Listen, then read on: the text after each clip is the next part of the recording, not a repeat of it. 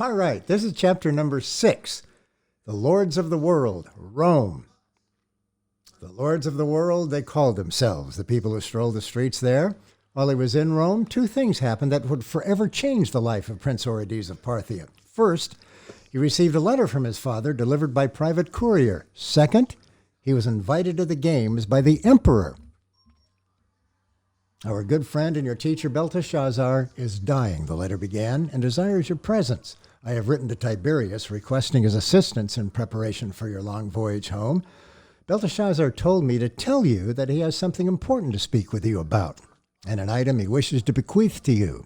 He's not wealthy, so I cannot imagine it is anything of value, the foolish old man. But we do honor him. I promised that I would tell you. Then, the letter warned of a conspiracy afoot that could result in the overthrow of the Roman government. It involves offshoots from many standing governments, it went on to say. The battle will be furious, and it will be impossible to know friend from foe. Rumors are already beginning to circulate, and if such a rumor reaches the emperor's ears, my fear is that he will have you arrested, possibly even executed, so you must return with haste. I have been given assurances that once the coup has taken place, the current governments will remain. Rome, Parthia, Armenia, and the 4 Palestinian tetrarchies will all be held intact, but will operate beneath an overall umbrella government ruled over by him, the one called Saoshian by the Parthians, Messiah by the Jews. I have been given assurances by the conspirators that I shall retain control over Parthia and that you shall be given the government of Cappadocia on the condition that you can demonstrate your military leadership. Say nothing to Gotarzes about this. He shall also be given a territory, but it needs to come from me.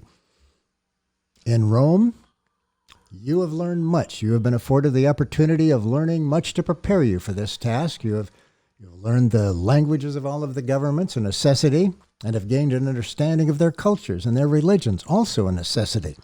As regards your military training, I have appointed you general of my forces in the northern regions, where Armenia is under threat from invading forces. You will be apprised of that situation upon your return to Ecbatana, and will leave in the spring for your post. I pray for your safety, my son, but know that if you should die in battle, remember that to die by the sword is an honor above all honors, and is rewarded in the next world with possessions fit for a king, and virgins, the beauty of which transcend description. I beseech you in the strongest terms, say nothing to say nothing to Tiberius about this, or say nothing to anyone. It's very important.